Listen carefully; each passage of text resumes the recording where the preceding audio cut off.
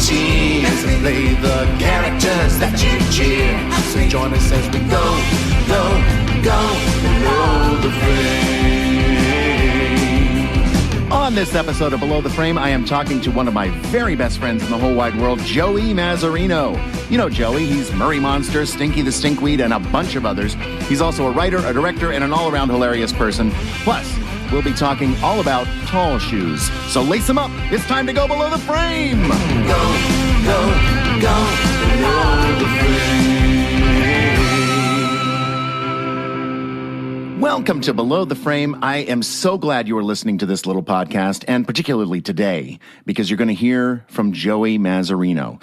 Now, Joey, you guys know who Joey is. He's one of my very best friends in the whole world, and I think that you're going to hear how much I love this guy in our talk today. He is one of the best people I know. He is hilarious. He's incredibly talented as a Muppet performer, a writer, a director, pretty much anything that he sets his mind to do. He's amazing at it. I could go on and on about Joey, but why don't we just take a listen to this interview that we did? Huh? Why not? Let's do it. Okay, let's go below the frame with Joey Mazzarino.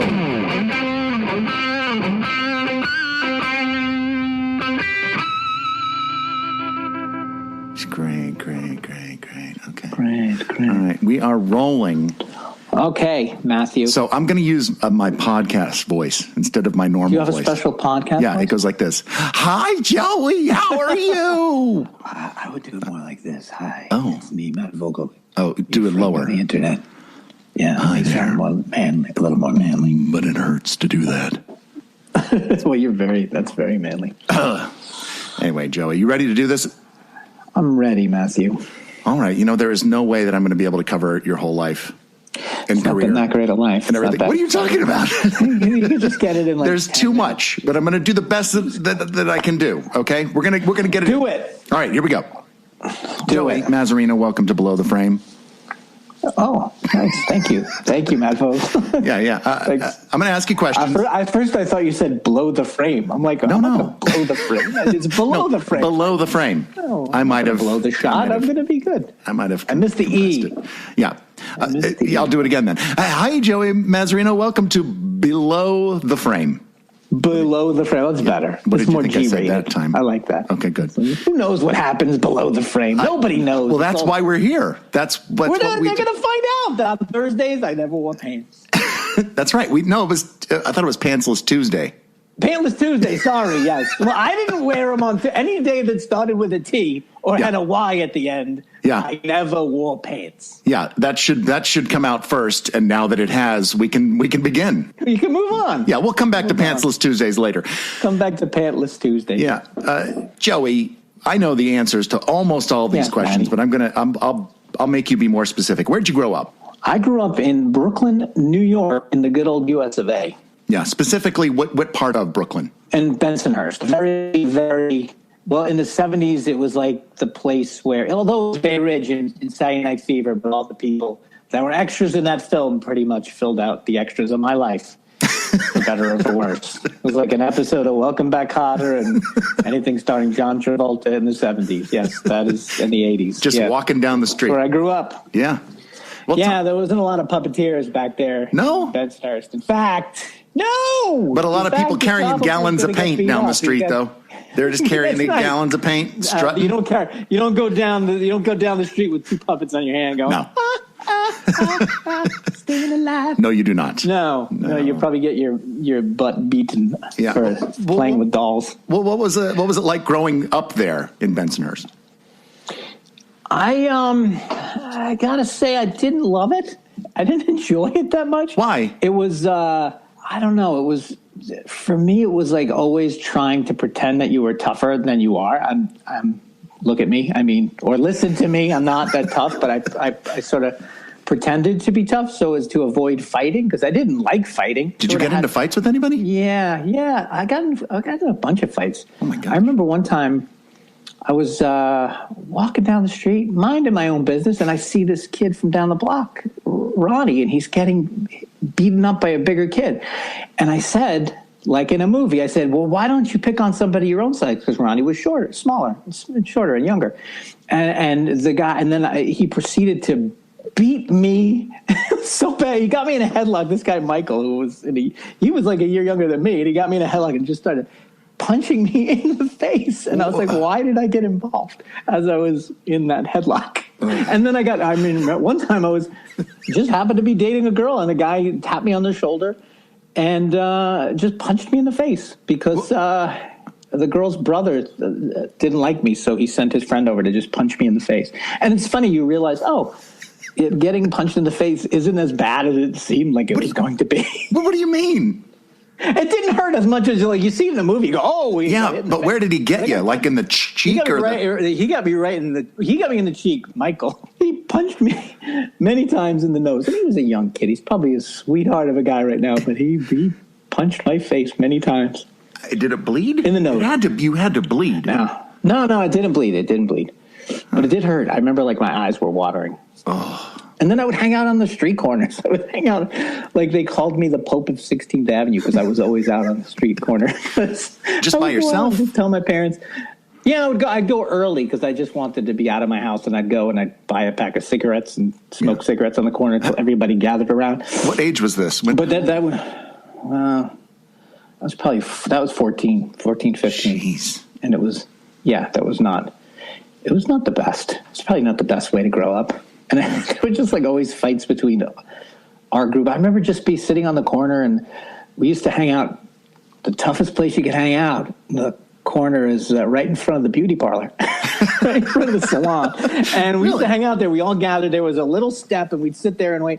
And then one time, because we hung out with a bunch of girls, but they also hung out with other kids from another area, and a van pulled up, and the van door flies open, and somebody just threw at really high speed a shot glass at our heads. Oh, because they were mad, and then it was going to be a fight. They're coming to fight us, and my best friend, we're getting weapons. I remember this. I remember you telling me this. There were people with baseball bats. And the people had baseball bats and everything else, and my friend gave me a hook. A hook that a longshoreman would use, and I'm hiding behind a car, and I'm thinking, what do I do with this? If a guy comes up, I don't know, what am I going to do? Thank God, no, that did not end up in a fight, but I just looked at that and I thought, what am I going to do? Was there any... So this was not the greatest way to grow up, and I disliked it. I was nervous all the time. Did police ever come around? Were you ever, dispersed by the police? The worst that ever happened, and I swear to God, if you said this in a movie, you'd think, oh no, this is a lie. Somebody was after me because I was dating this girl, and he was dating this girl. And he was after me. He was a tougher, older kid, and he actually wound up going to prison later on. Okay. And I was so scared. And I just enlisted my cousin and all his friends from another school who were way tougher than my friends. And we went to my house and we watched a VHS copy of The Warriors. Mm-hmm. And then we all gathered, we got baseball bats, and we walked to the pizzeria where this guy hung out. This was about a mile away. And as we're walking, a guy stops us and he goes to my cousin. He says, what are you guys doing? To all of us. He goes, what are you doing with all those baseball bats? And my cousin said, well, we're going to play softball. He goes, well, where's your gloves? And we didn't have any gloves. We're not going to play softball. And then he proceeds to open his mouth and take out his front teeth. He goes, see this? This happened because of a girl, right? Because see this happened because he took out his two front teeth. And he was like, oh, he lost his teeth because of a girl.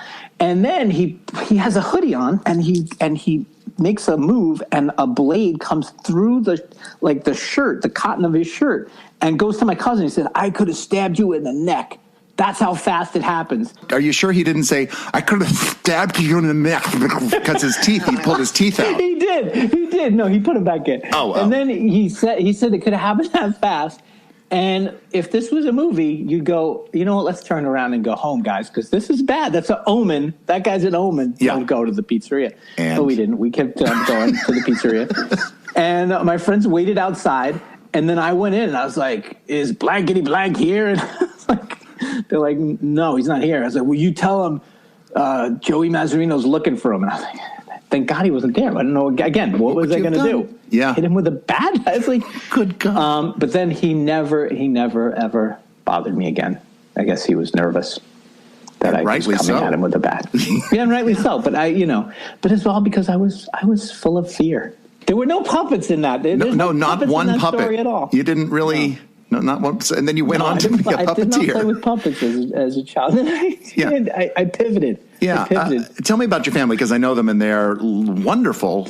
Tell me about them. They are. Well, I got my mom and my dad. You got Ursula and Angela Mazzarino, and my sister Stacy. We all grew up there in Brooklyn. They're awesome parents. They're very supportive. Although when I decided I was going to be a puppeteer, I remember my mother going, because when I did get into puppetry, I became obsessed. You know me, and when I get into something, I get obsessive, and I would be building terrible puppets in my basement all night.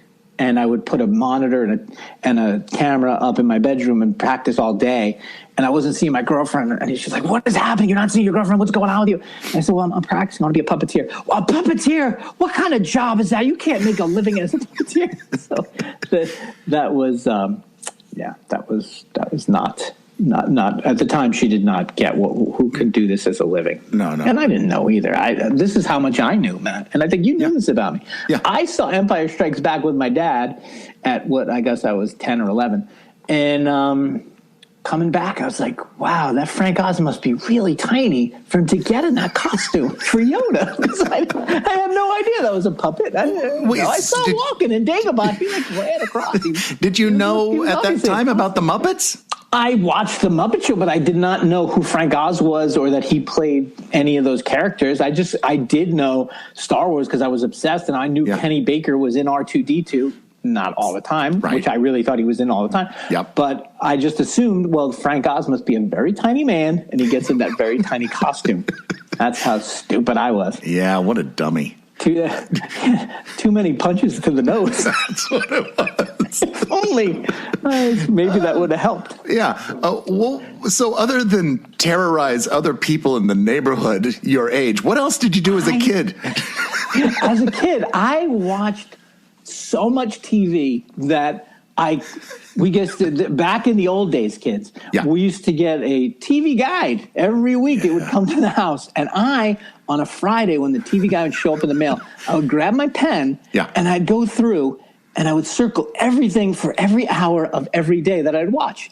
And as long my parents they didn't mind me watching on TV as long as I didn't interfere with my homework. Right. So I would figure out, and I would every week try to beat my record of how many hours of TV I could put in a day. And I was watching everything. So, give me an idea of, it was this was a Saturday night. What are you watching? Oh, Saturday night. Well, it would be like Love Boat and Fantasy Island and Friday night, or probably like The Honeymooners or Odd Couple was on syndication. But I would actually be on going, if I wake up at 6:30, I can watch Richard Simmons. Wait, 6:30 a.m.? If I go wake up early, I'll turn it on. I had a little black and white TV in my room. I'd put that on and watch Richard Simmons. I had a true TV addiction. I was and I was really big into Three Stooges and things like that, like Abbott and Costello. But I would, my big thing was as many hours of TV as I can watch. And I obsessively would tape. I was a huge MASH fan, so I subscribed to Video Review magazine, and at the end of MASH, they had a checklist of every episode. This is before the internet, and I would record every episode and then check it off my little list. And I put 6 hour, I tape it on 6 hour drive, so the quality was prima. Good quality. Wait, you've still got those videotapes, don't you? Or did you finally get rid of them? I don't know. I don't. When my parents moved from Brooklyn, they dumped all my Cheers and think of that work that you put into that. Volumes of Cheers. And the best part of it was the commercials now anyway. So I had edited them out because I had 2 VCRs connected, and I'd go through and take out all the commercials so I could maximize the quality from one to now, from one to the other. It's worse. It's a 6 hour to 6 hours. So you did a lot of TV. In that TV watching, did you ever watch Sesame Street? You said to watch the Muppet Show, but did you watch Sesame, or were you too? No, I watched Sesame Street as a child, and I was afraid of the Count. I remember being afraid of the Count. You were? He scared me a little bit. My wife Kelly was afraid of the Count. Kelly was afraid of the Count? Yeah, I was afraid of the Count too. I didn't like him. He scared me. But I loved Sesame Street. And I had the album.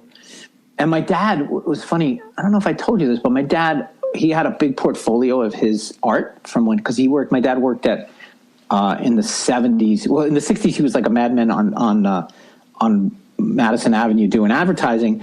And then he worked for Columbia Records as an art director. And when I was going through his portfolio, I found he did ads for the first Sesame Street record. Wow. So I thought that was cool that he had done something for Sesame. And when Tony Bennett came on, my dad had art directed like a Tony Bennett thing, and my dad was on the cover, and I brought it to him, and he signed it for me. It was like for a love story or something like that. But yeah, so it was a little connection. But I didn't watch Sesame Street at that age. I didn't watch Sesame Street until college. Like I was in college, and I was volunteering at a well, in high school, I volunteered at this nursery school, and I'd go back and visit, and they always, on a rainy day, would watch Sesame Street. And I thought, wow, that show is so funny. And then I started watching when I was home. Like, if I was between classes or something, I would watch and laugh. And I thought, wow, they're really writing some funny stuff for adults as well as kids. And I didn't know that as a child, but I realized that as an 18, 19-year-old. When you were that age, did you have any idea of what you wanted to do with your life, where you wanted to go? At that age, so after a while hanging out on corners, I thought, this isn't working. So I really wanted to be an actor. I was like, I really want to. And that's sort of when I found acting in probably senior year of high school. It was like I found my tribe, and I was like, these people are awesome. And they became my best friends, and I no longer was hanging out on corners. And I just wanted to do that. And so I really wanted to be an actor. And it was because of acting in college that I met Camille, and I met a puppeteer, and set me on my road to puppetry, because again, it was not a thing I entertained as a possibility of a career. But what did you go to college to study? I went I went for acting. So in high school, all my really good friends, most of my really good friends were part of the theater community, because I found them in senior year. And my friend Joe, he convinced me not to go to NYU because I got into Tisch, and he said, don't go to Tisch. You're not going to get in any shows there. Like, Fordham's got such a smaller theater department. We're going to get in every show. Like, go to Fordham and we'll just rule the school. And I was like, he's right. I don't want to be like a small fish. I want to be a big fish in a small pond. So I went to Fordham. And Matt, guess how many shows I got in freshman year at Fordham? All of them? Guess. They're close. 0. I got cast in 0 shows in freshman year. I was so disappointed. And I was like, why did they do this? And I thought, oh man, this is a bad mistake. But luckily I met Camille there. Also, if I didn't do that, like, I happened to be dating a girl in college, and her dad he was like a VP at the time it was New York Telephone. And it was summertime was coming. Oh, I remember this story. So summertime's coming. That's a good one. And his sons are all taking a test to become telephone workers to work over the summer as a job. Yeah. And they said to me, and I really loved this family. They were wonderful and very kind to me. And they said, do you want to go in for a job? And also I wanted to seem manly. So I said, yes, I want to go for a job, and I want to be a telephone repairman and climb the poles. And her brothers didn't want to do that. They wanted to work inside of the switching or whatever it was that they did.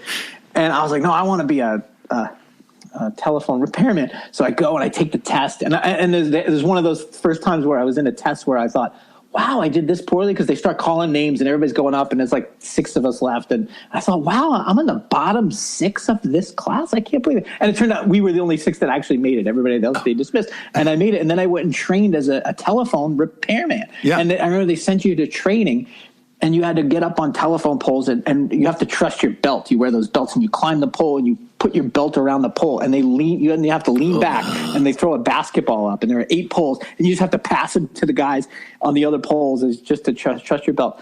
So I did this, and it was a summer that was terrible weather, and if you worked for a utility, they can force you to work as many hours as possible. And I was working, I was like, I don't know, 19 or 20, probably 19, and I'm working like, I don't know, 50, 60-hour weeks in people's homes trying to repair. I don't know what I'm doing. I'm trying to repair their phones. And you're going into sometimes really depressing homes, sometimes really kind of scary homes where there are animals that are barking at you. Or one time I was up on a pole in my neighborhood growing up, and a big Cadillac drives up to the bottom of the pole. And this guy definitely seems like he is an extra out of Donnie Brasco. And he pops out. He's like, what are you doing up there? Oh, and I noticed there were like 2 special plastic things over his, or maybe whoever's, a pair of things that go in their house. I'm like, oh, what are these? Obviously, they were so nobody tapped their phone. And I was like, oh, my God, that guy is so scary. He was at the bar, show me ID. I'm like, oh, okay, I work for the telephone company, sir. But anyway, I came out of that experience. I hated it so much. They wanted to hire me full time, and they said, "We'll give you a scholarship to go to school." I was like, "No." I came out of there seriously, like in Gone with the Wind, where she's like, "Never go hungry again." I was like, "I will never work blue collar again." I hated it so much. It was so hard, and my body was not built for that. It's not. No, I know. So then I went back to college, and I was like, I'm going to get in every show. And that I came back to junior year, and I got in every show. Anything I auditioned for, I was like, because I'm working hard. Yeah. I'm not doing. I want a cushy life of an actor. I didn't want to. That's right. Be on any more telephone poles. Yeah, and then you met Camille Benora. Camille Benora, I had met freshman year, and she had said to me in freshman year, because that's when I was watching Sesame Street. You know, Jim Henson will be in one day, and I'll invite you to the set. And I was like, that would be amazing. I didn't want to be a puppeteer, but I was like, that would just be amazing. Yeah. And, you know, cut 2 years later, I hadn't seen her, or maybe 2.5 years. It was 2.5 years. And I just never saw her again. And then I was lighting a show, and she came to see the show because it was directed by a friend of hers. And she's like, "Oh, my gosh, I promised you'd meet Jim. Well, you know, I'm sorry I never called you, but he's coming in next week. Do you want to go?" So I cut school, and I visited Sesame Street for the first time and met Jim. And that was crazy. Now, when you met Jim, I have a question. Were you building puppets at this point? No, I was not. I didn't want to be a puppeteer. I thought it was a cool job, and I loved Sesame Street. But it wasn't until I went there that day and I watched, and it was really cool meeting Jim, although I was like a blathering idiot. Like when I met him, I was like, I go to Florida. I like school, and puppets are nice. You know, I didn't know what to say. And right. But I got to observe for the day, and Richard Hunt was the guy. He just made everybody laugh on set. And it was a Muppet insert day, so they were shooting a lot of sketches. And he was like a British butler, and he was a cowboy, and he was like some letter, maybe it was the letter H or something. And he just was constantly hilarious and did all these different voices. And I was like, that's like the best job, because you could be an actor and be anything. Like you can literally do anything. And I remember saying to Camille, "Hey, how do you get to do this?" And she was like, "Oh, it's really hard. Like these guys have been doing it for years and years. Like it's really hard. Like you're not going to do this." And I was like, "But just tell me anything." And she's like, "Okay, well, just one thing. Just make sure you drop your thumb. It's all about dropping your thumb. Don't make your hand go up too much." So, and she told me when she was practicing, when she'd be on the phone, she would move her. You know, she would lip sync everything as she talked. And so I just took those things to heart and started doing that. And then I had the Muppets and Men book. Yeah. That actually my brother-in-law at the time, Thomas, had given me as a gift.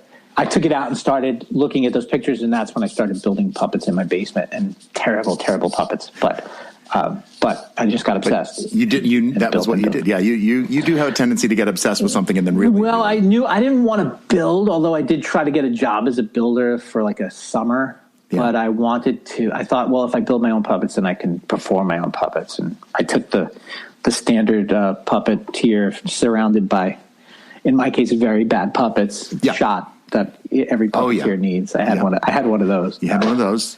And did you know about monitor stuff, and you were working on monitors just by seeing? I did, because I watched. I had watched them, and she told me, that you have to watch on a monitor. So I put up. My dad had like an old JVC video camera, and I put that on a high shelf, and I just hooked it up to a small TV, and I was training myself how to do, look at a monitor and watch my performance. And do you remember how hard it was at the beginning, or did? Oh my God, yeah. And then I remember the first time Kevin, because I was working for Kevin on a show called Rory's Story. It was like a special with some children's singer, and he let me do a one-line character, and I just remember everything I had thought I knew was out the window as soon as I had a puppet on my hand. And I was supposed to be I was like a little squirrel or something, and he was nervous, and it actually worked, because I was like, I said my line, I was like, and I went to go, and I was going the wrong way. I was like, and I ran that way, and I was like, well, at least it worked for that. But I totally, as soon as I was in front of a crew, I went the wrong way, like an amateur puppeteer, thinking I was going one way, but I was actually reversed. Yeah, it was really, really hard. So you kind of built your own puppets. You tried to work on work on the monitor. You had met Jim. I did. I'd met Jim, and then I built obsessively for probably a year. And then Camille invited me back because they were shooting Jim Henson Hour, Song of the Cloud Forest. Mm-hmm. And I thought, well, I'm going to show Jim my puppets. He'll be so impressed.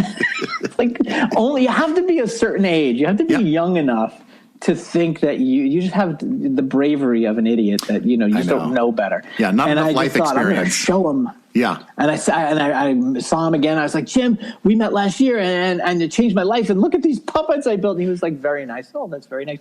And then Steve, Stevie was the kindest, sweetest person because he actually put one on. He said, I can see what you're trying to do here. And that's really great. And he was so encouraging. And I just thought Steve was always like just looking out for me right from the beginning. He was the best. Yeah. And just inviting and encouraging. So you meet Jim, you show him your puppets. What's your next step then? I mean, Kevin invited me then to a workshop. There was a workshop in New York. Mm-hmm. And I went to the workshop, and it was all people I met John Kennedy there, and it was all people like that had been doing it for a long, long time. And I went to that, and I got to have fun with that. And I remember he had said at the end to every puppeteer, put on a puppet, and I want you to say, Jim may watch this, so just go and say something to Jim. And all the people there, most of them, if not all, they all were doing like Sesame Street bits. They were all doing letters and numbers and real kid show stuff. And I was just like, I just went and started giving him dating tips. My guy was just saying how to meet women. And I think that Kevin thought it was funny because then he started to talk to me about, hey, I have this special in Baltimore. Do you want to come out with something from the WMAR, which is where Kevin worked on before he was in New York on a TV show. And he invited me down to that, and I stayed in his basement, and I was right-handing. And oh my God, how can I leave out Camille? Camille gave me my first job. Camille had done Christian videos called Ben and Eddie, and they hired me. Ben Harney, who was my mentor in life, he was one of my mentors. He was my teacher. He won the Tony for Dreamgirls, and Ben was one of my mentors and acting teachers, and just how to live a good life. And they were doing these Christian videos, and they said, we're casting you as Georgie, who was like this neighborhood, Italian kid who this little dog looked up to as a big brother. And I was like, oh, that's really nice. And Camille said, plus, I think I'm going to use you as my right hand. And then I started jumping up. Oh, my God, I'm going to be the right hand. I'm going to be puppeteer. And they're like, who in the world? They get cast as an actor, but you're jumping up and down because you're going to, like, shake a little arm rod. Yeah. I was so super excited, and I got to do that. That was my first professional job before Kevin. And then Kevin hired me, and that was just working with Camille. She's like the funniest human being on the planet. Camille is amazing. It was a real loss to Sesame Street and the puppetry world when she stopped doing puppets.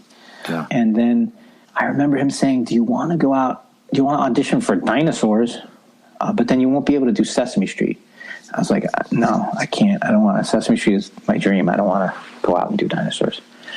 And then he started putting me on Sesame Street as like a right hand. No, I think the first thing he gave me was a thing called the Wet and Dry, and I got to play a sailor in The Good Ship Wet. It was like a song. That was your first day on Sesame Street as a puppeteer? That was my first day in I want to say December of 1989. I got to be in a Muppet insert, and it was probably the greatest day because we were all like, there were crew guys up on ladders with water. They were like throwing water at us, and we were wearing like rain ponchos and stuff because we were on The Good Ship Wet. So that was super fun, and good time. So you're working on Sesame Street, and then the next year, 1990. Did you go to? Yeah. So then I went out I got to work on right before I was in college, like my last year of college. And Kevin says, they were Henson was being bought by Disney. Yeah.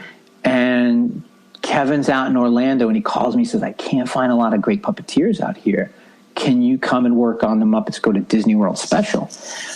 And I was like, yeah. He was like, you'll just be doing right hands. I said, I don't care. And he said, you're going to be living on my couch. It's fine with me. I was like, that's okay. I'm good. Yeah. So I went out and stayed on Kevin's couch. And it was Kevin, Jim Martin, me staying in the room. And I still have a terrible bladder. Like, I have a very small bladder at night. I was living on the couch. There was no bathroom in the living room. So at night, I would have to go to the bathroom, and I'd have to go in their room, and they were getting so mad at me that I was like scared to go to the bathroom because here I am like a young kid. I don't. These guys are the professionals. I'm like, I don't know what to do. So I started going. There was like a slop sink down the thing, and I was like, I'll pee in that slop sink because I didn't want to get them mad at me. Sad little me out there. And Kevin was calling me Indiana Joey because I had I didn't even use my sheets. I would just sleep in my clothes on his thing. He's like, it is Indiana Joey.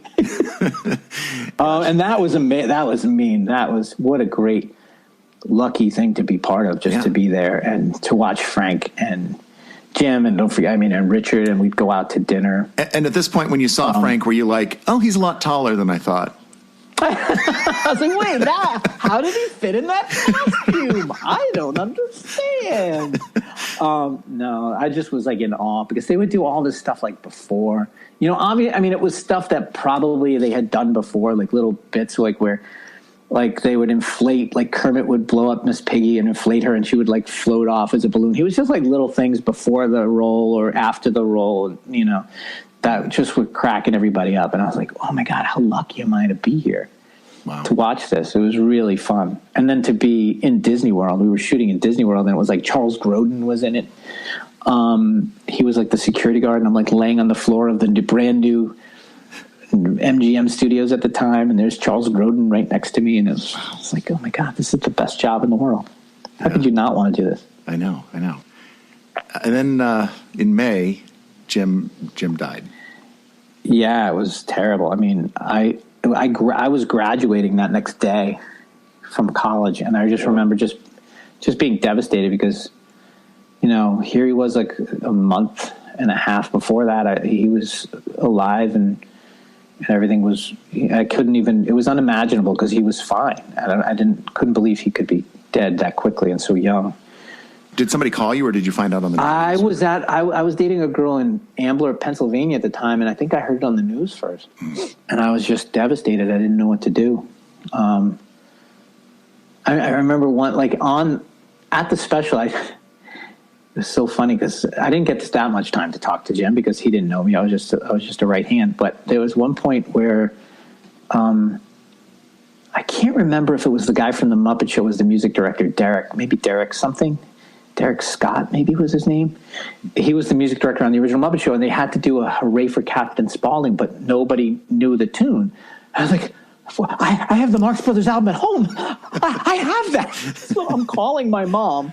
Uh-huh. We're in the production office. I'm calling my mom. Go to my record player. Go to my stereo. Turn my stereo. In the box. Yeah, there's a box. It's a crate, Mom. There's a milk crate. It's a milk crate. It's an orange milk crate. And there's a Marx Brothers album. And the Jim's right there. She's gonna show. And Mom, put on side one, track 2. Yeah, track 2. Yeah, she got it. Okay, it goes like this. Hooray for Captain Spaulding. Oh, no. Hello, I must be going. I think that was the one. And I'm like, no, I can't really hear it. Oh, here, take the phone. I'm giving it to Jim. Here, listen, Mom, put that thing louder. Oh, my gosh. I'm just like sweating. Oh, please let this work. Don't fail me, Mom. Don't fail me, Mom. And my mom's under pressure. I don't know how to work this. And then, 2 months later, he was gone. And I was super, like the rest of the world, I was just super depressed about it. And then I had to go to my graduation the next day or 2 days later. And I just was like, I don't care. I don't want to do this. I don't care about that. And then, going to the memorial was amazing and beautiful. But yeah, it was rough. We're going to take a quick break from my chat with Joey Mazzarino because it's time for a word from our sponsor. Come in. Hey, Dad. Hey, Jack. I wasn't sure you were going to, Wasn't sure I was going to what? I wasn't sure that you were going to be part of the second season of the podcast. Oh, I have to be. You do? Yeah, I'm the only one who keeps this whole show grounded. Well, wait, what do you mean? I keep you from getting too full of yourself. I keep the fake ads from being too righteous. I keep the people's expectations who listen to this right where they need to be. Not too high, not too low, just in the middle, Wow. Is that really how you feel, Jack? Nah, I got better things to do. Oh. But I don't mind coming in and giving you a hard time every once in a while. There you go. Come on, enough of this preamble. I got to rip the scratchy tags out of all my T-shirts. Play the fake ad. The tall shoes. The short puppeteer had tried on every pair of shoes in the store. Fine enough for scooting around on the floor, She thought. or for crouching under a table. She also thought. But none of these shoes give me that certain something. Well, that's it, said Lorenz. That's every pair in the store. Oh, but don't you have any more shoes? She begged Lorenz. Any more at all? Any other shoes that will give me that certain something? Lorenz looked at her, unsure of whether he should admit what he knew, and yet he could use the commission. Well, madame, I do have one more pair, but you don't want them. They're what? They're the tall shoes. This intrigued the short puppeteer. Bring them to me. Are you quite sure? Bring them. The tall shoes were indeed tall, ridiculously tall, redefiningly tall, taller than what you'd think tall would entail, the kind of tall that went all the way down to the ground in the front and in the back, the kind of tall you never see in a shoe, and the kind of shoe that you never see without a sequined cape or 5 Spice Girls to go with it. The short puppeteer's eyes flashed. Put them on me. Lorenz demurred. Oh, no, they are too tall. Put them on me. The short puppeteer was not messing around. Lorenz perched on his little stool with the slanty thing in front and laced her securely, paying special attention to the ankles. After the little bunny went round the tree into the hole and home again, the short puppeteer arose from her cushioned vinyl bench, 6 inches of platform now underfoot. As she breathed air at an entirely different altitude, she felt a sensation she had never felt before and finally realized what that certain something was that she'd needed for so long. Height. Height that allowed her to stand next to the not short puppeteers and have her puppet actually reach the frame, rather than just be a little head bobbing around the bottom of it, looking like a shark fin, and we all know that head-shaped shark fins are useless. She felt like Sonny Bono turning into Cher. I like them. Lorenz stared in horror. Without thinking, he blurted it out. But you look ridiculous. I know, but they're more practical than standing on a box. So if you're a short puppeteer in a world full of not short puppeteers, and if you're working standing up and need to be as tall as the other performers, and if you've tried on every other pair of shoes in the store, and if Lorenz is working that day because he's only part-time, the shoe gig is just a temporary thing until he finishes his screenplay and gets an agent, and then you'll see. Ask him to bring you the tall shoes. That's right. Today's episode of Below the Frame is brought to you by Tall Shoes. And it's true. All Muppet performers are not the same height. So we do have to keep that in mind when we're performing standing up. So when we have a bunch of different height performers in a scene, we try to find the optimal height of the frame, the camera frame, and then we all try to play to that. And generally that means that the taller folks have to get a little lower and the shorter folks have to get a little taller. And thanks to Tall Shoes, they can do that. And it is not always easy to walk around in those tall shoes, I'm told. It's a bit of a balancing act, and I have personally seen performers like Stephanie DeBruzzo get on her toes in her tall shoes in order to do something she needs to do in the frame. It's remarkable to watch. But, it's something to keep in mind on what might be happening below the frame there with the help of some fancy footwear. And with that, I'd like to thank Tall Shoes for being a sponsor of Below the Frame. Now, back to the show. We're back with Joey Mazzarino, and we were talking about after Jim Henson died. So at the memorial, were you one of the group of puppeteers? No. I was just in the, I was literally, I had just worked a few days, so I didn't get to do that. I just watched. But you were there. I was there, and it was, it was just so devastating. And I just thought, oh my God, what is going to happen? This is, all these beautiful characters and Sesame Street. I just thought, wow, it's at the end. That's just the end of an era. Yeah. Did you think that, they're never going to recover from this? Did you think I did think that. I didn't, so much stuff was going on. They had the Disney thing going on, and I just thought, what is going to happen to these characters, without Jim? I didn't think anybody would do Kermit again. I just thought, well, that's it. Yeah, I just thought I was in a very bad place, very down by it. Yeah.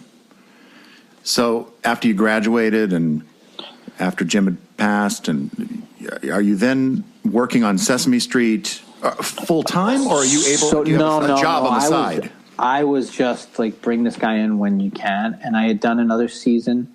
Maybe I did another part of the season. I was in a bunch, and then I got an offer to go out to Florida, to the new Universal Studios out in Florida, to do a show called Eureka's Castle, which was on Nickelodeon at the time.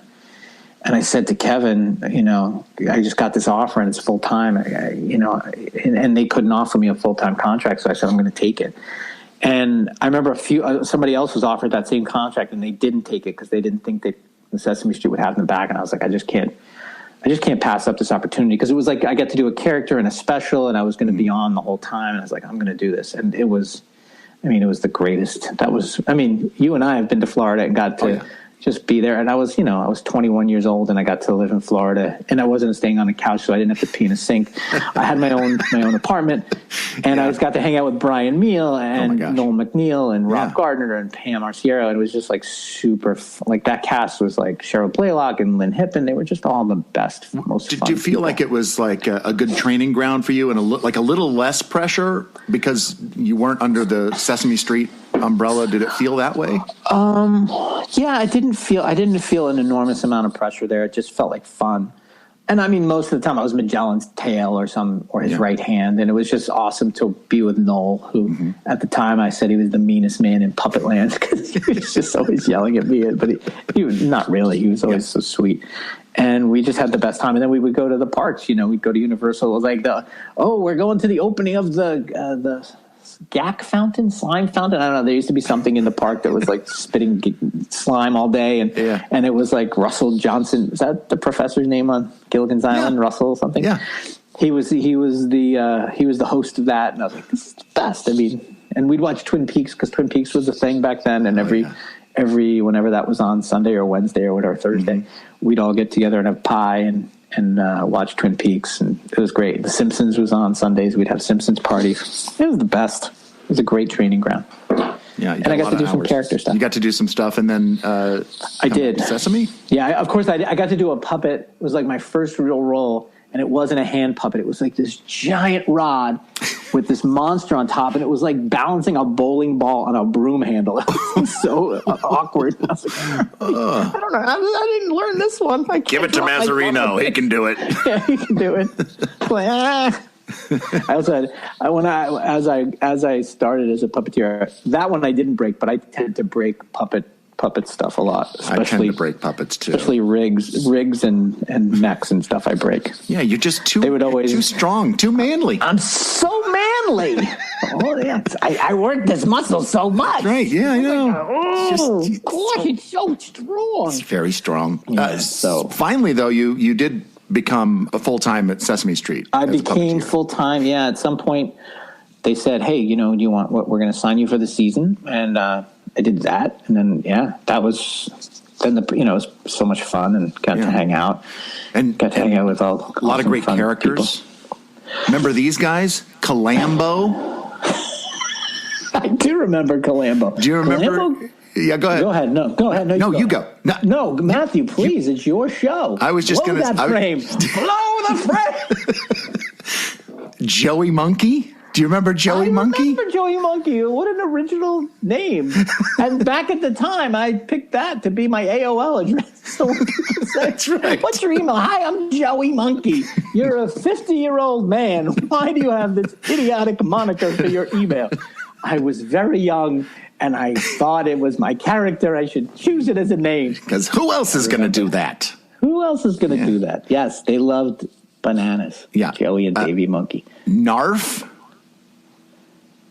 I kind of remember Narf. He was like a big orange guy. Yeah. He had a big Narf. Monster Clubhouse. Right? Dear God. That is, until you said that, no, I didn't remember Narf. But now I remember Narf. I don't remember what he sounded like, but I did the character named Narf. Classic Joey character. And then Papa Bear. Papa Bear. Who could forget Papa Bear? I enjoyed doing. I said it.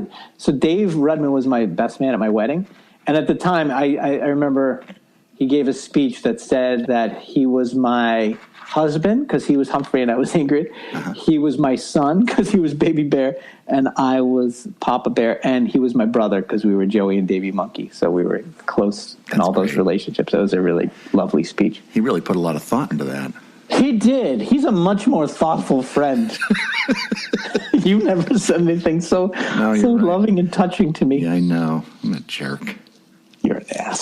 Stinky the stinkweed? Oh, Stinky! That was supposed to be David, actually. Oh, really? He got sick. Yeah, he was. I don't even think he had a name. He was like this one-off in an Oscar show, and it was supposed to be Dave.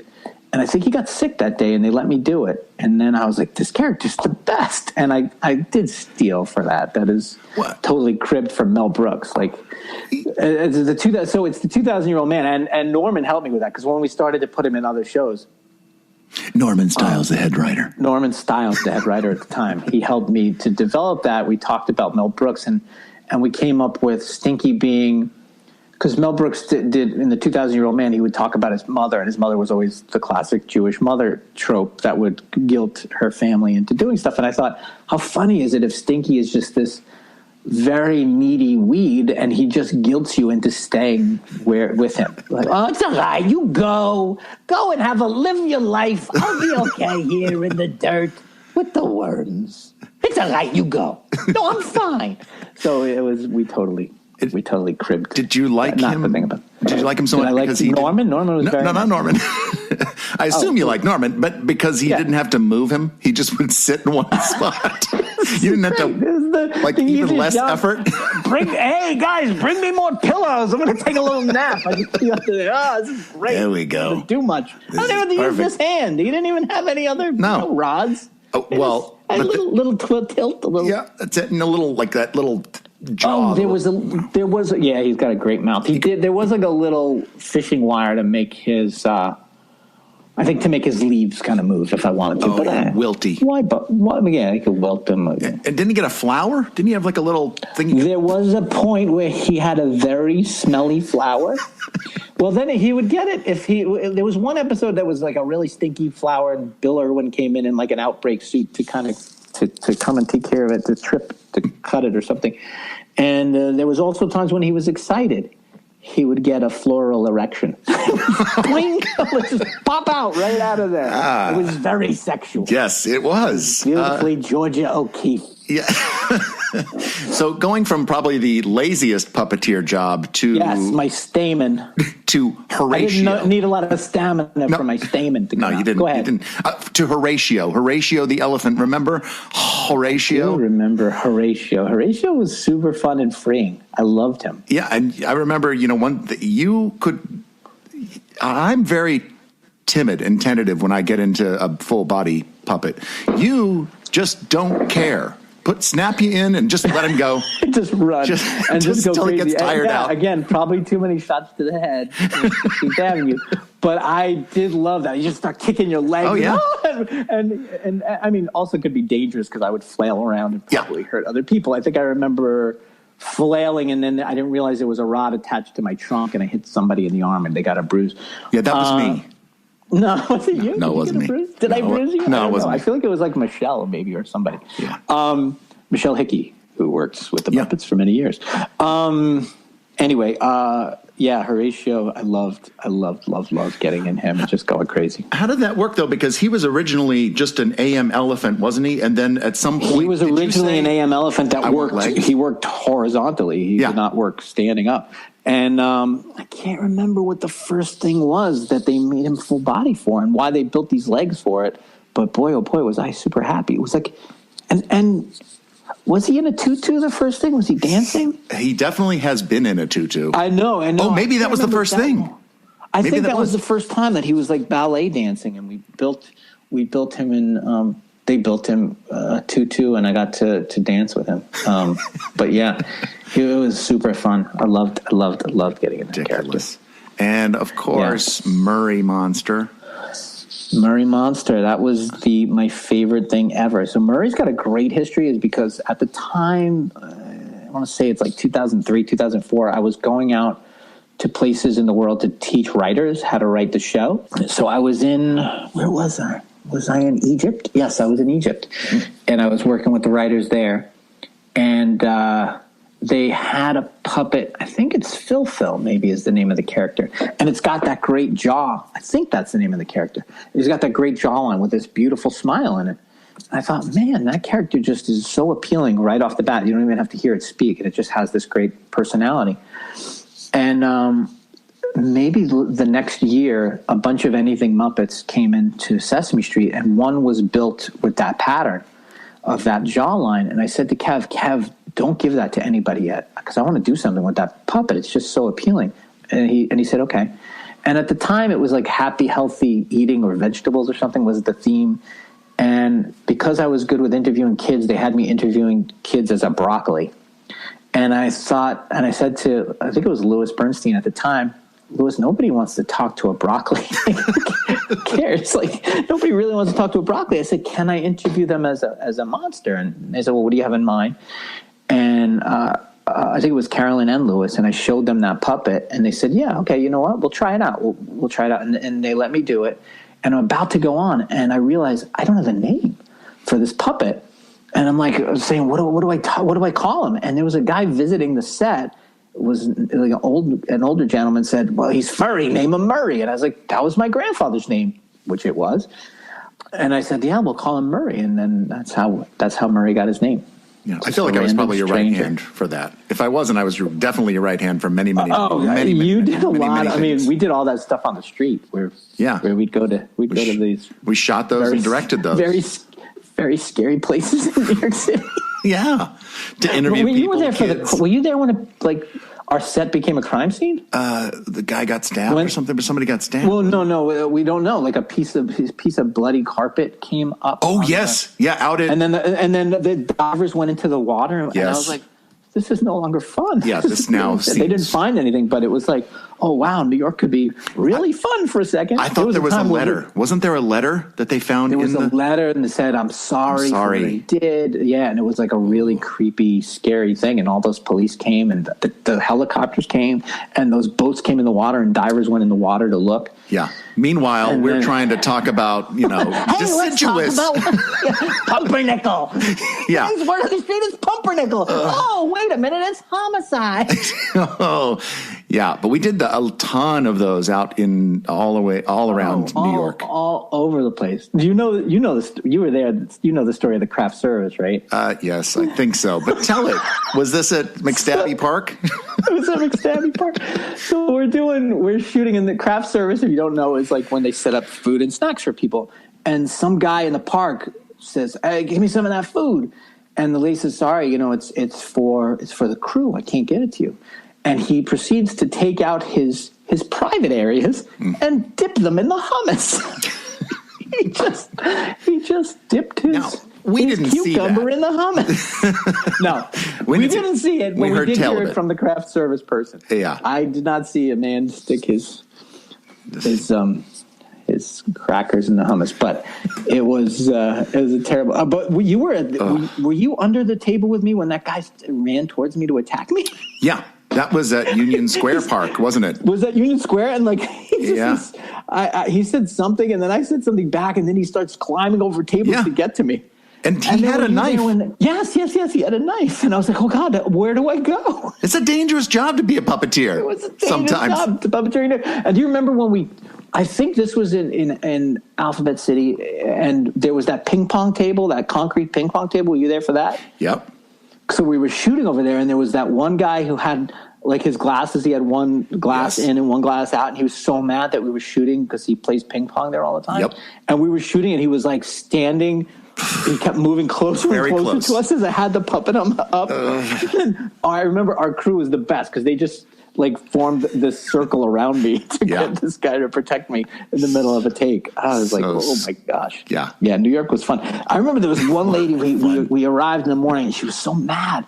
She was smoking a cigarette. She's like, what are you shooting over here? because obviously, like, Law and Order had been in their neighborhood like Yeah. one too many times. And I said, "Oh, it's Sesame Street." She goes, "Oh, we'll stay as long as you want." It was like immediately she went from this gruff lady to be like, "Oh my God, of course." Do you remember that day that it started to rain so hard, but we had to shoot. We were outside, we had to shoot, and they put up the 20-foot. Yeah, they put up the 20. Yeah, that 20 by whatever that was over the top of us, and you can see beyond. It's just pouring. Yeah, because we had to shoot it. I remember that. Oh man, we would get into some stressful situations because we were doing those STEM things, and we'd have to figure out what is this about.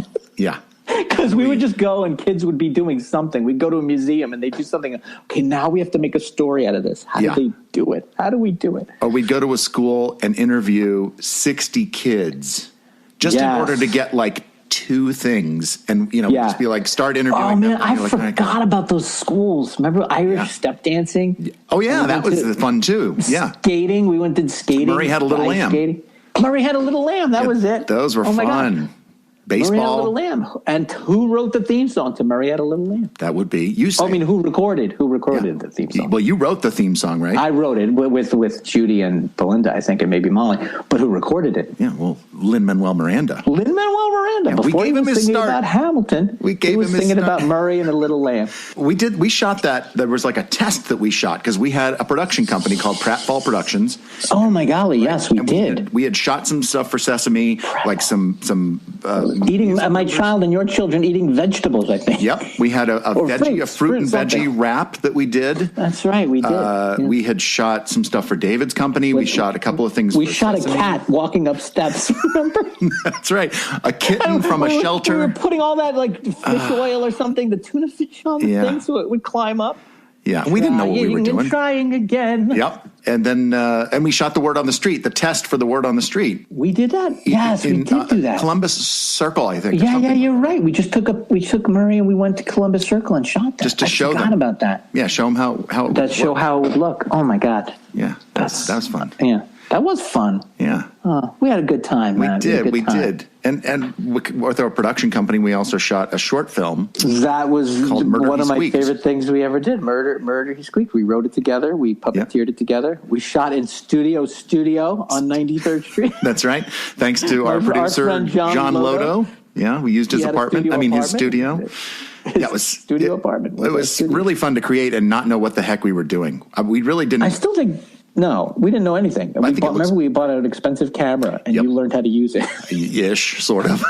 It was great. I thought you learned how to light. We bought a lighting kit. Yeah. Yeah, it was great fun. I still think that's a great idea. And that idea came from Dog City, because Dog City, I played a character named Artie. The Dog City was an animated and puppet hybrid show from Nelvana and Henson from the early 90s. And I played my first sort of main character. I think his name was Artie. And Artie had a little squeak toy, and I'd be in the middle of a scene, and I had the squeak toy, and I was like, "What's that? What's that? You want me to go and kill the president?" "Oh, okay, Mr. Squeaks." He would this little squeak toy would give him the worst advice ever. He would tell him to do horrible things, and Artie would want to do it. And Donnie Reardon, who was may he rest in peace, Donnie was a super funny designer and puppeteer, an amazing guy. He would draw in between scenes or on lunch. He would just draw these amazing pictures of Artie with with a sniper rifle and the little thing next to him going, "Don't worry, I got him in my sights." And that came from that idea, and then we said, "Oh well, it'd be funny to do a film noir with this puppet, with this dog and his squeak toy that tells him to get rid of his owner's boyfriend." Yeah, and we made it all the way to the Trenton Film Festival. Is that what we won? Right? We went to Newport. We won. What did we won? The Ernie Kovacs Award. Didn't we? That was from Trenton, I think. Trenton. Yeah, I think fun. so. I loved it. It was so much fun. That should be a TV show. It's such a funny idea. Yeah, I love ridiculous. Before we go any further, somebody has sent a message to you, and I'm going to play that message. Are you ready? I'm ready. Here it comes. This is your life. My dear Joey Mazzarino. Morning! Oh, gosh. So many great memories shared with that incredible friend. But I do remember the first time he visited the Sesame Street studio. It was like 1988 or 89. And I was friends with Camille. And I remember that Camille told me that day, a friend of mine is coming to visit because he loves Sesame Street and he wants to be a puppeteer. And I invited him to come and visit. So this kid came into the set and it was Joey. Oh, and I have the picture to prove it. And then that part of our lives, I think that's what I remember most of as an incredible journey, because we both at that point, I guess we wanted it to work for this group of an amazing puppeteers. And Camille was so kind to help us, rehearse and practice before our week of a workshop that actually Joey and I got hired at the same time from the same workshop. That's right, I forgot that. We came along after that workshop, and I remember that time. So Joey and I, right, Joey? We've been in this journey together since that together. Yes.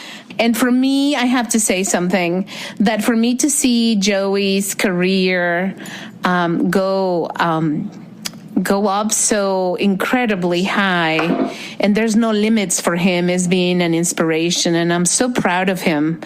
And also, Joey, when we did the Word on the Street, and he was Murray and I was Ovejita, I think that was an incredible time of creating and laughing and laughing and laughing. And I love you, Joey. I miss you to pieces. Oh, Carmen. Oh, my God. I love that, Maddie. Thank you, Carmen.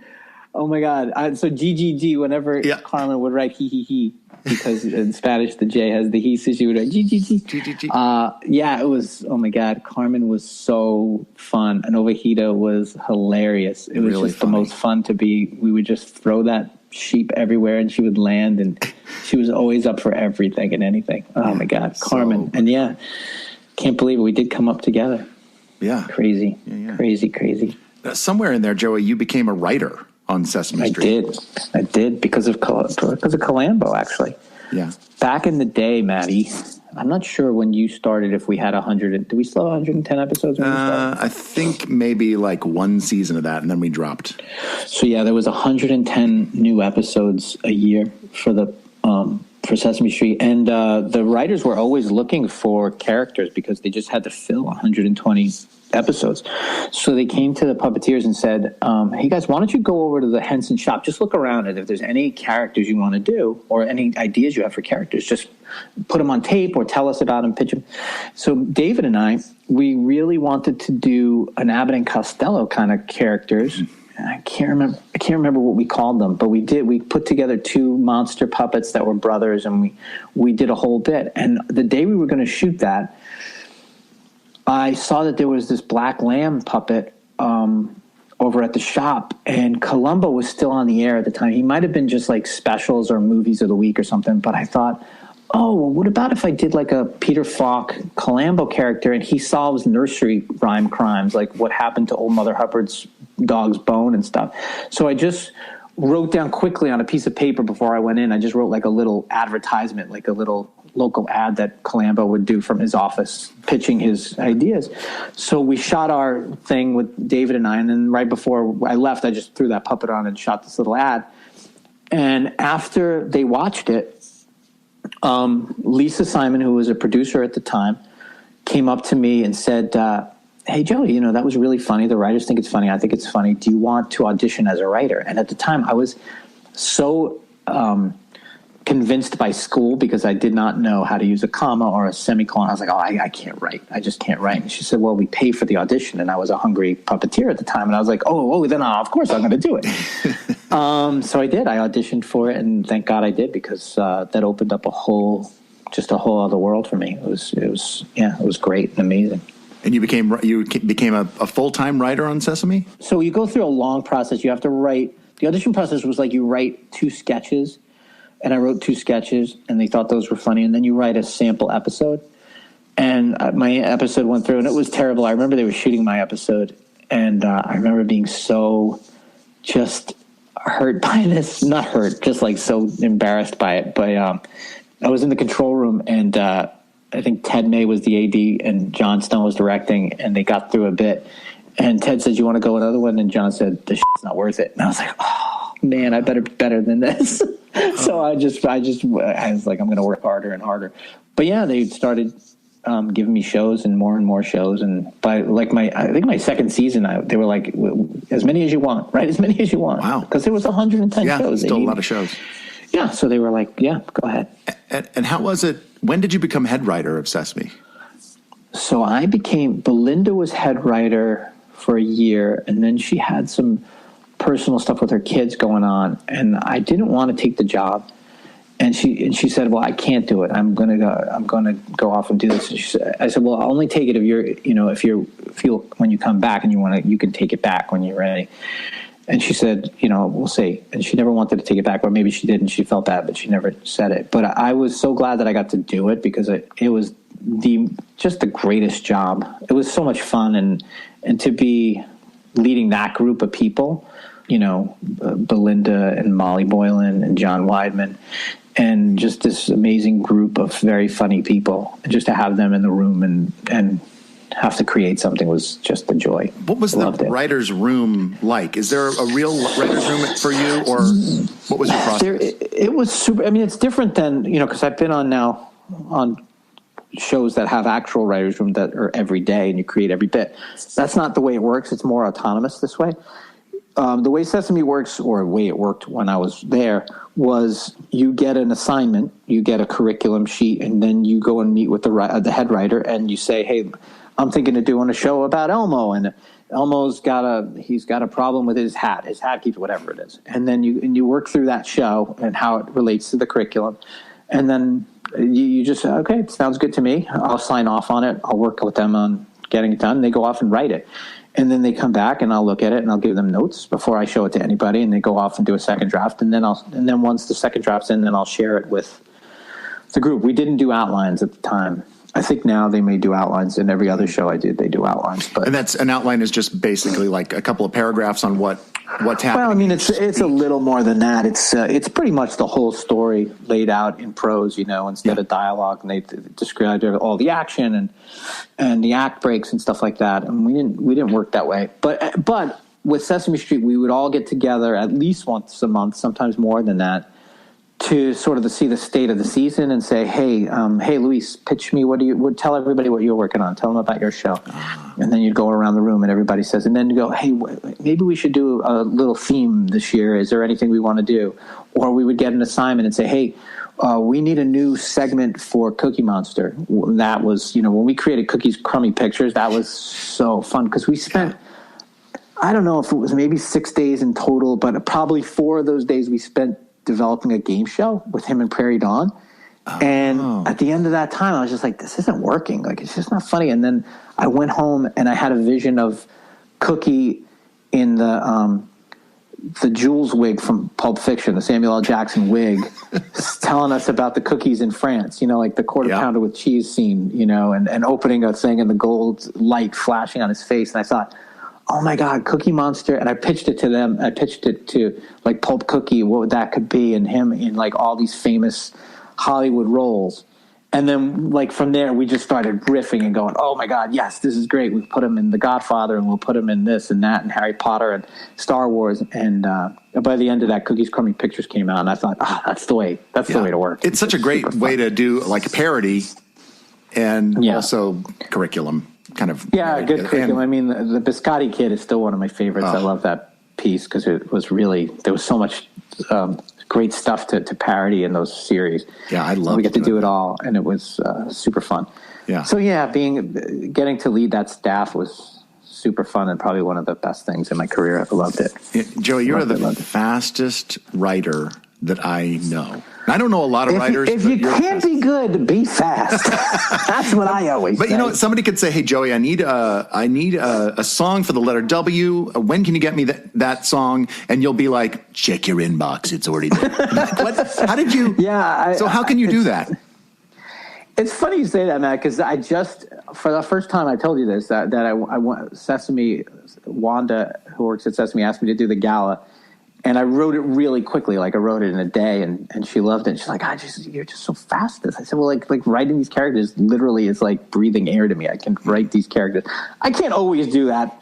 I mean, I'm fast on my other shows, but Sesame, I mean, it literally it's like in every cell of my body, those characters. How do you... I mean, did you have an idea, let's say, for this thing for the gala? Did Wanda say, here's an idea? Or did she say, what do you want to do? It was like, this is the things we have to talk about. These are your characters. And then I'll go, oh, okay, John Oliver's in this piece or this. And I could do a parody of this. And I could do a really funny take on Near and Far for this piece. And I don't know. I just kind of sit in my room right here. Yeah. And I riff. And I just come up with it. Do you do that out loud? Are you just writing down little things? A lot of times I will start I'll be writing them and I'll be like, oh, Helma, I love that. Give me that. And it is me. It is your old pal Grover. And I'll just be doing that as I write, and it makes it go faster because I hear them so clearly. Yeah. That's cool. Yeah. I don't do that on other shows, but Sesame Street I tend to speak out loud just to make sure they pass the test. Yeah, it's always a pleasure to see your name on a script, that's for sure. Thank you, Maddie. We've got more with Joey Mazzarino, but first, we're going to ask a puppeteer about not puppets. Ask a puppeteer about not puppets. On today's installment of Ask a Puppeteer About Not Puppets, we are talking with Sesame Street Muppet performer John Kennedy. John Kennedy. Yeah. Do you have a favorite season? The fall. Why do you like the fall? Because there's all kinds of fall festival kind of stuff you do, and it's Halloween, and that's fun, and just that whole season of football, the homecoming, and a lot of fun things happen in the fall, and that's around my birthday time, and then there's all the holidays hit. So I just love fall, and especially in New York, it's Christmas time in New York, and when's its first snowfall gonna be, and it's just exciting times. Ask the puppeteer about not puppets. We're back with Joey Mazzarino. You also are a director. You directed on Sesame Street for many years. How did you become a director? I became a director because of my friend Matt Vogel. When we directed that, I don't know if you remember this, Matt, but when I was moving, I found a journal from like 2002 or 2001 or something, or 2002 probably, and I had all this thing plotted out how you and I were going to be this directing team and go to Hollywood. And I really thought after we directed our movie. Yeah, and when Michael Lohman, who was the executive producer at the time, asked me to direct the first thing, I actually said no, because I was like, I really want to direct with Matt. I want us to be a team when they sign up to the DGA. And I said no at first. And then later on, they came back to me, and Carolyn asked again. And I was like, all right, maybe I'll try it. It was like 2006 by then, and the dream was dead. But I was like, all right, I'll give it a try. And I was petrified the first time I did it. And then I started to realize, oh, my God, especially if it's a show I wrote, because I know the show I wrote, and I know how I saw it. It was so easy, just to go. Once I got the vocabulary of the cameras down and how to think about that in my head, I was able to just go, oh, I can make this an action scene, and I could do this with a single camera, because we do a lot of 3 camera, or again, at the time, we did mostly 3 cameras. And then to go, okay, we'll do 3 cameras up to this page, but then stop. And then we're going to take the camera and we're going to shoot this like a little movie scene and just do all these different setups. And then you could have action scenes, because puppets tend to be just too talky if they're not doing action. Yeah. And then I started to really fall in love with directing. Yeah. And I loved it. It was especially, again, when I got to direct what I wrote. And how did you find directing puppeteers, being that you were one of them? Well, I mean, puppeteers are assholes. They're the worst. They just don't listen. No, puppeteers are the greatest, Matthew, because puppeteers are directors anyway, because they are constantly, even if they're just directing themselves, they see, it's the only sort of performance where you get to see in real time what your character is doing. So you have an objective eye as well as being the subjective eye. Mm-hmm. So you always have that objective eye. So they know what you're talking about most times when you tell them what you're looking for or what to do in the frame. They're very responsive to directing and to directors. How do you feel when a puppeteer is like, Joey, can I get a close up for that line instead of the 2-shot? Do you mind if I close up there? Yeah, I don't love that. I'm not a big fan of that, but I'll usually give it to them and then not use it. But I'm very big on. I'm big on like too. Like I feel like comedy plays in the wider and the two, and I like to do things in long takes sometimes, especially with a moving camera and stuff. I'm not big on cutting, and then I never let them use zooms on the set. No zooms. Turn off your zoom, Frankie. I really, when I got into that and started getting into cameras and what you could do with cameras and lenses, I really started to get excited about directing. So much fun. When we were making that movie back in I guess it was 2002, you were amazed at me because you not only learned how to use the camera and figure out shots, but then you went and figured out how to edit, because we didn't know how to edit really at the time. Right. You figured out how to edit the stuff, and then you wrote the song for it. You were like a one-man Orson Welles, like a puppet Orson Welles. Yeah. It was amazing. Yeah, it wasn't the sky's the limit because we had a certain amount of money that we could spend on it, but we made the most of what we had and tried to just do what we thought looked fun. And cool. Yeah, it was so great. much fun. I loved it. Me too. You have also written, back to writing, other Muppet stuff. Yeah. Like Muppet films, like Muppets from Space. I did. Jeez. Kermit Swamp Years. Kermit Swamp Years. Did you write that? Was right during 9/11. That was on. Yeah. I was going out for a meeting on the morning of 9/11 for a meeting for Kermit Swamp Years. I was on I was on an 8 a.m. flight, and I switched to a 7 a.m. flight. And I was going across country, and we had to emergency land in Indianapolis, and I was on like a 24-hour drive home with a bunch of strangers to get back. It was, that was amazing, crazy, scary time. But writing Muppets movies was the best. I loved it. And also it was like a great lesson, a great lesson. So I don't know. You probably remember this because we had done the Elmo movie, Elmo and Grouchland, which also wrote. I got a credit on, and I wrote the final draft. I got the green light, and I got the thing through production. Yeah. And that was super fun. And then I was like, I got to write a bunch of Muppet stuff. And I was writing the Muppet Haunted Hotel movie, which got put on the back burner as we did Muppets from Space, as they had Muppets from Space. And then I got called in to rewrite Muppets from Space, and I got the green light on it. And I'll never forget, like, that experience was a good lesson in Hollywood, because I got the green light and everything was great, and it was supposed to be Randall Kleiser was going to direct, who directed Grease, and I was like, we went out and I met with Randall, and I was like, this is going to be so much fun. And then all of a sudden I got a call from the Muppet executives that were like, we fired Randall. I'm like, wait, what? But we got the green light. Why? And then they hired a new guy, and then my script started coming back to me, and it was different. It was being changed by the new director, and I was like, this isn't funny anymore. What is happening? And I remember seeing our friend Mandy Patinkin down at Doc's restaurant. He's like, come on, Joey, because we had just done Elmo and Grouse. Joey, come have lunch with me. And I go out with Mandy, and I'm just in the middle of this, and I say, I don't know what to do, Mandy. Like, I got this next movie coming, and they're changing the thing. I really don't know what to do. He goes, quit. You just quit. I'm like, really? He goes, yeah, you'll get another movie. I was like, yeah, you know what, Mandy? I'm going to quit. And I quit. And you know when that next movie came? When? Never wrote another movie after that. So, kids, here's my advice to you. Yeah. Never take advice from Mandy Patinkin. Yeah, don't take advice from Mandy. No, he's a great. I love Mandy. He's the sweetest. Remember that stuff we did those concerts with him? Yeah. After 9/11. He's the best. And what did he call you whenever he saw you? Not whenever, but it was one time. It was one time he was. You and I were we walking together? No, you told me about it. It was just me. Yeah. Okay. So I was walking on 89th and West End. And this car goes driving by, and I look, and there's Mandy, and he sees me, and we had worked on Adventures of Elmo and Grouchland for many, many weeks.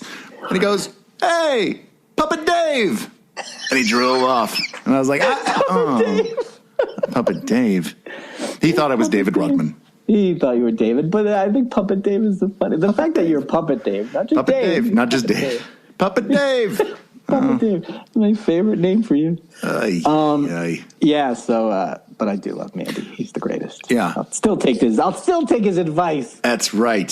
Since leaving Sesame Street, you've been writing pretty much nonstop, right? On a bunch of different things. Yeah. Well, I got to direct that Julie Andrews thing and write on that. Yeah, Julie's Green Room. Julie's Green Room for Netflix. That was a super exciting and really stressful show to work on, just because it was a lot. But then I got to do a grown-up show, which was the most intense, fun, heartbreaking, sad, exciting, amazing show ever. And that's, I'm guessing, Kidding on Showtime. Kidding with Showtime Jim Carrey show. That was crazy. How I got on that show, I just it was like the universe was just gave me that show. It was crazy because I had called up actually Michael Aguilar, who is a producer on a Sesame movie that I was working on. Mm-hmm. I think he's still the producer of the Sesame movie. Mm-hmm. And I was just calling him randomly because I knew him to do movies, but I was calling for advice on writing, on how to work with the producer. And he was like, I was just talking about you. And I was like, oh, what? He goes, well, the show that I'm producing just got picked up. It's based on a kid show. And I told him there's this great writer, and I talked. He said, would you want to meet with them? And I said, yeah, sure, I'll meet with them. And he goes, great, I'm going to have them send you the pilot. And they sent me the pilot, and I met with Dave Holstein, who created the show, and Roberto Benabib, who was his number 2, and we had this amazing conversation. And at the end of it, I remember I'm forward about this stuff, but I thought I could do really well on this show. I said, I don't know what you're looking for, a consultant or a writer. I said, but I'll be awesome in that room. And they said, we think that too. Can you come out to L.A.? And meanwhile, Carrey was in Washington, D.C. doing Mean Girls, and I'm supposed to be home with the girls taking care of them.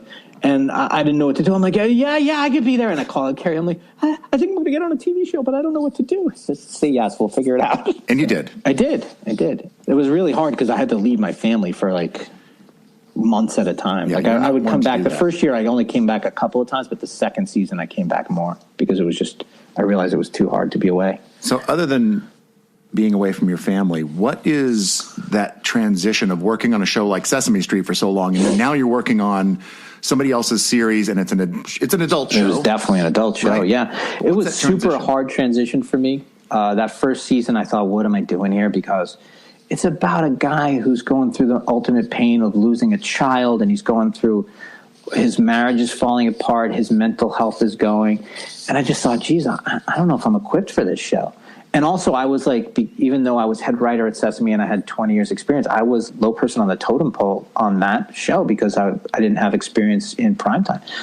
So it was really, it was hard at first. It was hard on my ego. It was hard on my emotions to deal with that. But as I started getting into it and I just thought they were going to bring me in just to create the show within the show and help them with that. But it wasn't that. It was like Dave wanted me as part of the team to figure out Jeff as well as the show within the show. So that first season was a growing experience. I got to learn from the other writers. I got to learn from Dave, who's amazing, and how he runs a room, and Roberto. And then by season 2, I just came in and I was like, I know this show. I get it. And I had the best. The second season 2 was just like, and to me, it's like, not because I had anything to do with it. It's just such a good season of television. It's so strong. It's so emotional. It's so surrealistic. It's magical realism. It's everything. And I loved that show. I was sad it didn't get a bigger critical reception because I think it's one of the best things. Not that I've written on. It's just a really great season of television. Yeah, very unique show. Yeah, it is super unique. And yeah, the emotional payoff on season 2 to me is just so good. If you haven't seen it, check out Kidding. It's not because I wrote on it. It's an amazing show. It's a good show. And Jim Carrey is amazing on it. Did you ever get to spend any time with him? I was in the writer's room. I didn't go to shoot. I left as soon as I could to get back home. But he did come in at the beginning, and he was just like super honest and amazing. And he was like, I want you guys to bleed for this show. And he shared just amazing stories of his own celebrity and his own struggles, and to help us to shade Jeff, his character. And I just thought he was super warm and kind, and yeah, just shared a lot with us, and it was very cool. Whether it's for Sesame Street or for Kidding or for your own stuff, what's the most important things that you're thinking of when you're writing, when you're creating something, whether it's somebody else's or your own stuff?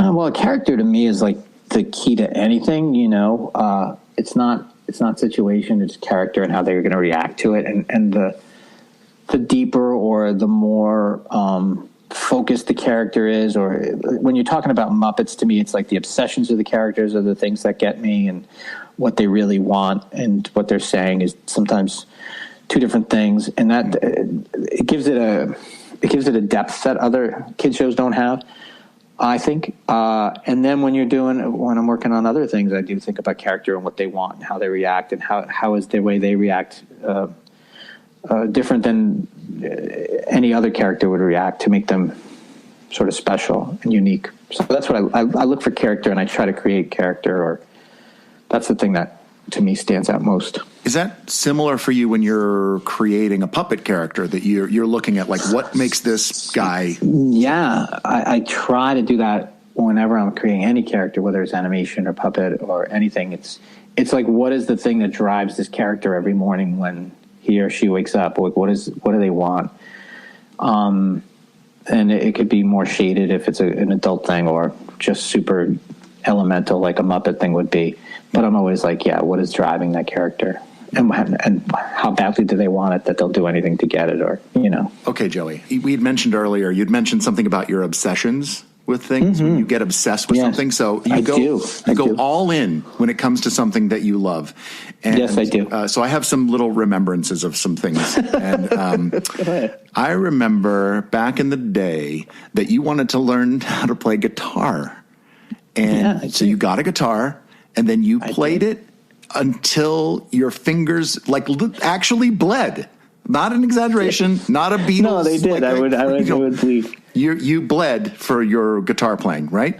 Yeah, I did. I do think it's like, I mean, again, it's character, right? So I have obsessions, and when I'm all in, and it becomes all consuming. It literally is how I got to Sesame Street, because I had such a tunnel vision of, like, this is the thing I want most. So I just spent every waking hour with this tunnel vision, and how do I get there? And if it means building puppets at night and obsessively doing puppets in front of my camera, I just get so excited by the thing, and I want it so bad. And with guitar too, it was like, I remember John Kennedy taught me some chords, and I was like, wow, I can, because I played drums, as you know, but you can never play a tune with that. And then when I learned, wow, I could put these chords together and actually play a song, and I just was like, I want to play every song. Yeah, so and you had didn't you have a big book of songs, like of tabs? Did we have like? I did.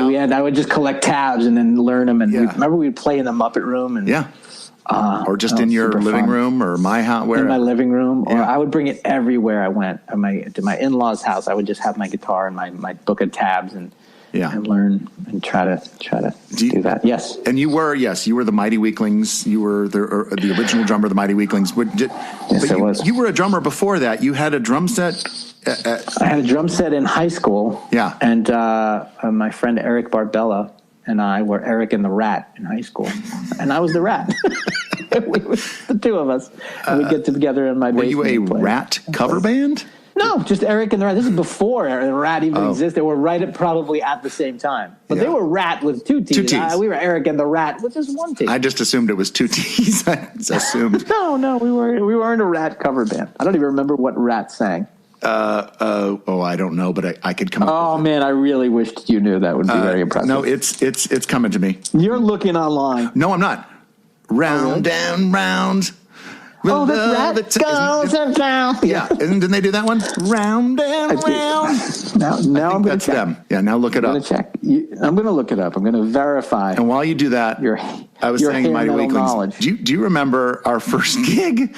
Our very first gig, Kelly wanted to surprise me for my birthday party at the parlor. The parlor, yeah. On 86th and Broadway. 86th Street. And she's like, it'll be great. It's going to be a surprise party / first ever live gig in front of people, which is a very cool idea, but I think very scary. And you and the other guys were like, maybe we shouldn't do that. Let's let Matt know. Right? This is going to happen. You don't want to just show up at your prize party. And by the way, you're entertaining us all. Go.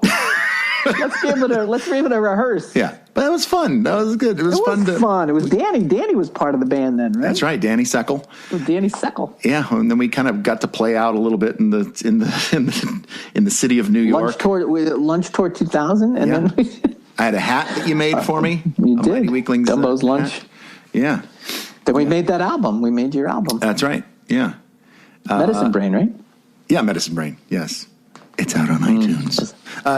There you go, ladies and gentlemen. Yeah. Mighty Weaklings, Medicine Brain. Anything on Oh, Rat? Did you get Rat? Did you look it up? Round and Round. You are correct. That is the number one choice. Good. And it was at the same time. It was 1984, probably the same time I was playing with Eric in the Rat. I wish I'd gone for something deeper. No, I'm pretty impressed that you know Round and Round. But that's the only song I know of theirs. That's it. That's enough. I did not remember any Rat song. Here's another remembrance, Joey. Go ahead, Matthew. Big Bag. We shot Big Bag. Oh my God! In you're Orlando. pulling stuff out of. Right? We did. I was your right Big hand Bag. for Chelly. Chelly, I don't even remember Chelly's name, but the best part about Big Bag was you and I having the apartments next to each other and playing Resident Evil at night. Yeah. Didn't I have like a PlayStation and we played? Yes, and it was scary. It was scary. We were scared. Maybe we should turn on the lights. I'm scared, Maddie. Yeah, it's too scary. And we would order food and then Tuesday shopping days. Yep, Tuesday shopping days, which started and continued long after that. So we would go and find the new DVD. Well, was there DVDs? There was DVDs would be 97. CDs for sure. Though. We'd look like for music. CDs and DVD releases were on Tuesday, and I didn't even know that until Maddie told me. Yeah, every Tuesday. Now it's Friday, but every Tuesday, that was the shopping day. And Tuesday shopping day. We had those. We had asked for. This was January. Right? January, February. And we said, can we get convertibles? So we got matching convertibles. I can't remember what kind of. It was the Sebring. Yeah. We got Sebrings, which a few years later on The Office was the joke that he drove that terrible car. But we thought it was so cool in our convertible matching Sebring. Yeah, and we would ride to work together with the top down. Even though it was freezing. So cold. Cold. It was like 50 degrees, but it was still very cold in Orlando in January. But you got a convertible. You got to use it. It was nice of them to get us. So fun. Yeah. Oh my God. I totally forgot that. Yeah, and we had our parking spot. You remember Jeff Conover, right? Do you know Jeff? Yeah. You know, Jeff's still there. I was working with Jeff last year on something. Yeah. He's a great guy. Yeah, he is. And then we would sneak into the parks. We would sneak in and go to the parks all the time. During lunch, we would go in and just ride a couple rides and then come back to work. It was like the most fun. It was still part of the tour then, right? Like people could watch us, right? Yeah, they would come in and they were up above on the second floor or third floor, whatever it was, and they would come by. I remember I put poor Nina through hell with that show. I was just like, the script, you got to change the script so bad. Please, Nina. I won't do it. I won't say it. And Emily Squires directed a lot of those, didn't she? Emily and Teddy did. Ted, right. Yeah. Yeah, that was so much fun. Anyway, those are remembrances I have, along with many others. That's a good memory. Good memories in Orlando. Loved it. Good stuff. Yeah, it was so much fun. That was awesome fun. Okay, Joey, now I've got some rapid fire questions. I'm ready. Okay. Hit me. Go. Just go. Okay, here we go. What's the hardest part about being a puppeteer? The shoulder. It hurts your shoulder sometimes when you have to hold it up there. You start shaking, and I had like a torn rotator cuff, so sometimes it really hurts. What's the easiest part? The easiest part is being with your friends. What is your biggest strength, do you think, as a puppeteer / performer? Comedy voices, maybe silly, stupid voices. What's your biggest weakness? Manipulation. I disagree. What was one of your favorite things about being a Muppet performer / writer? What's one of your favorite things?